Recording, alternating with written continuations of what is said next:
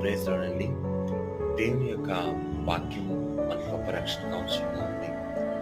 ఎందుకంటే ఈ లోకంలో దేవుని యొక్క రక్షణ కవచము ఆయన వాక్యం ద్వారా మనకి ఉంటుంది. మరి ఒక టర్టిల్ కనుక మనం చూస్తే టార్టాయిస్ తాబేల్, దానికి పైన రక్షణ కవచంగా దానికి షెల్ ఉంటుంది. అది అన్ని విషయాల నుంచి దాన్ని కాపాడుతుంది. అది చిన్న జీవి, చాలా అల్పమైన జీవి, చాలా మృదువుగా ఉంటుంది. అయితే దాని యొక్క షెల్లే దాని కవచం. It is the armour of the turtle.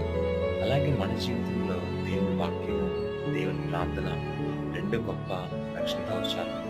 కాబట్టి రెండు కలిపి మనకుంటే అదే మన జీవితానికి గొప్ప రక్షణ కవచంగా ఉంటుంది. కాబట్టి ప్రార్థనలో నిలిచి ఉండట అనేది కవచం.